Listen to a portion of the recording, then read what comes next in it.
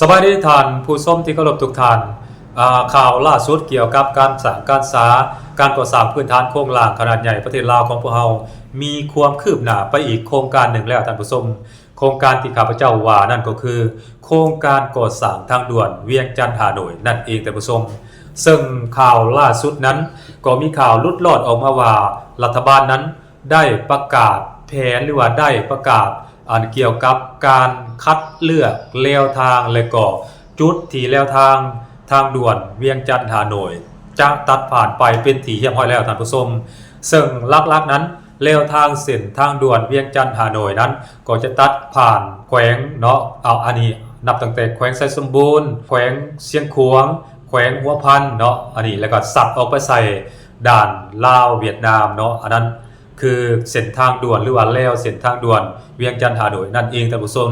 ซึ่งจุดเริ่มต้นของเส้นทางด่วนเวียงจันทน์ฮานอยนั้นก็แน่นอนแล้วท่านผู้ชมก็ต้องเริ่มจากนครหลวงเวียงจันทน์คือในบริเวณอย่างก็ลักที่21บ่เนาะลักที่21เริ่มออกจากลักที่21แล้วก็เล่นไปใส่แขวงไซสมบูรณ์มีเมืองหล่องซานมีเมืองของแขวงไซสมบูรณ์เนาะผ่านแขวงไซสมบูรณ์ผ่านแขวงเชียงขวางแขวงเชียงขวางนี่ก็ผ่านเมืองเปกเมืองคำเมืองน้องแฮดบ่เนาะอันนี้ว่าผิดว่าถูกก็ขอโทษขออภัยเนาะข้าพเจ้าจื่อบ่คักปานใดหลังจากนั้นก็ตัดใส่แขวงหัวพันเนาะเมืองสำเหนือเนาะเมืองเวียงไซเนาะตัดออกไปใส่ด่านนาแมวเนาะประมาณนี้และข้าพเจ้าสังเกตเห็นว่าในระยะนี้รัฐบาลก็พยายามเอาจริงเอาจังและก็เอาใจใส่ได้เนาะเกี่ยวกับการค้นคว้าหรือการขุดค้นทุกทางแห่งบทสอนในการสร้าง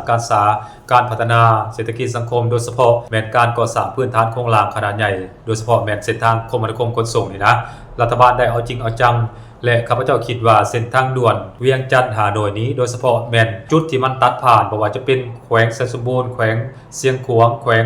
หัวพันนี้ข้าพเจ้าคิดว่ามีความสำคัญหลายได้เนาะเพราะว่าบรรดาแขวงเหล่านี้นะถือว่าเป็นแขวงยุทธศาสตร์ก็ว่าได้แล้วก็เป็นแขวงที่มีท่าแห่งบ่ซ่อนทางด้านการท่องเที่ยวหลายอีหลีท่านผู้ชมทางว่าเส้นทางด่วนเวียงจันทน์ฮานอยที่ตัดผ่านแขวงไซสมบูรณ์แขวงเชียงขวางแขวงหัวพันสำเร็จเมื่อใดเนาะมันจะช่วยส่งเสริมบรรยากาศการเดินทางท่องเที่ยวระหว่างแขวงกับแขวงนี้ให้นับหลายขึ้นอย่างแน่นอนท่านผู้ชมและมันจะเปลี่ยน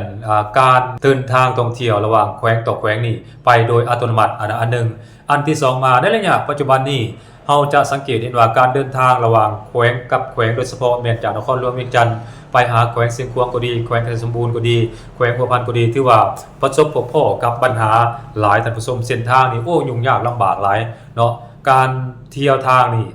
เมื่อก่อนนี่ประมาณอยู่6ชั่วโมงเดียวนี่มื้อ2มื้อก็มีแล้วท่านผู้ชมโดยเฉพาะแม่นในช่วงฤดูฝน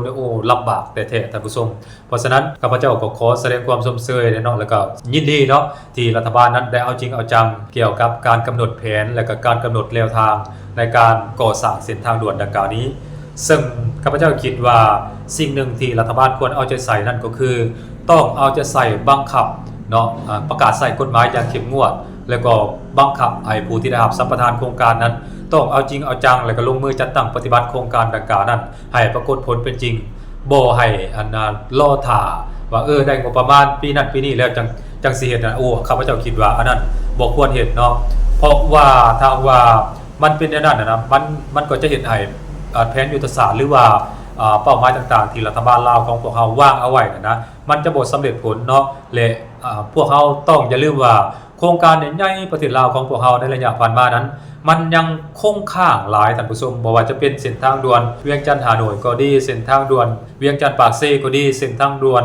เวียงจันทน์บ่อเต้นอีหยังต่างๆก็ดีนี่ล้วนแล้วแต่ได้รับอนุมัติจากรัฐบาลไปเป็นที่เรียบร้อยแล้วแต่ว่าพวกนักธุรกิจหรือว่านักลงทุนนั้นพัดยังบ่ทันลงมือจัดตั้งปฏิบัติอยู่เพราะฉะนั้นจึงเฮ็ดให้แผนยุทธศาสตร์หรือว่าบรรดาโครงการใหญ่ๆของรัฐบาลที่ตั้งเป้าเอาไว้ว่ามันน่าจะสามารถรองรับการขยายตัวการพัฒนาเศรษฐกิจสังคมของลาวได้มันเป็นไปบ่ได้ท่านผู้ชมมันปัดยุดสงักไปเพราะว่าบรรดาโครงการดังกล่าวนี้มันบ่ได้รับการลงทุนมันบ่ได้รับการก่อสร้างเห็นบ่มันเป็นแนวนั้นเด้เพราะฉะนั้นสิ่งหนึ่งที่รัฐบาลควรใส่ใจก็คือการกวดสอบการจัดตั้งปฏิบัติโครงการเนาะต้องเอาจริงเอาจังถ้าว่านักลงทุนคนใดบ่ปฏิบัติต้องถอนการลงทุนแล้วก็ต้องมีการปรับไม้ใส่โทษเงินที่ค้ำประกันไปก็ต้องยึดมาเป็นของรัฐมันจังสิได้ในขั้นสั้นมันก็จะเป็นการดองโครงการ มีการดองโครงการในลักษณะแบบนี้ต่อไปและผู้ที่จะได้รับความเสียหายนี่ก็น่าจะเป็นประเทศลาวหรือกับประชาชนลาวของเขานี้รับความเสียหายอย่างแน่นอนท่านผู้ชมอันนั้นคือสิ่งที่ข้าพเจ้าคิดว่ามันก็เป็นการดีเนาะถ้าว่ามันก่อสร้างได้จริงแต่ถ้าว่าได้รับสัมปทานไปแล้วดองโครงการไว้นี่อันนี้มันจะเฮ็ดให้รัฐบาลเสียผลประโยชน์เฮ็ดให้ประเทศชาติผลประโยชน์แล้วก็ประชาชนลาวบรรดาเผ่านี่ก็เสียผลประโยชน์เช่นเดียวกันได้ท่านผู้ชมและข้าพเจ้าเชื่อแน่ว่าแล้วโครงการดังกล่าวที่มันปรากฏเห็นอยู่ในหน้าสื่อนี้ข้าพเจ้าเชื่อแน่ว่ารัฐบาลลาวนั้นน่าจะเห็นดีเป็นที่เรียบร้อยแล้วจึงปรากฏออกอยู่ในหน้าสื่อหรือว่าภาคส่วนที่เกี่ยวข้องหรือว่าบุคคลที่เกี่ยวข้องกับโครงการนี้ได้นำเสนอออกมานั้นน่าจะมีการตกลงเห็นดีกันบางส่วนได้แล้วจึงนำออกมาเปิดเผยต่อสาธารณชนให้ได้รับทราบแล้วก็ขอแสดงความยินดีเนาะถ้าว่ามื้อใดที่โครงการดังกล่าวนี้เริ่มก่อสร้างแล้วก็เริ่มปฏิบัติแล้วก็สำเร็จผลตามแผนการที่ได้กำหนดเอาไว้นั้นผลประโยชน์มันก็จะตกแก่ประเทศชาติตกแก่ประชาชนลาวบรรดาเผ่าอย่างแน่นอนท่านผู้ชมสบายดี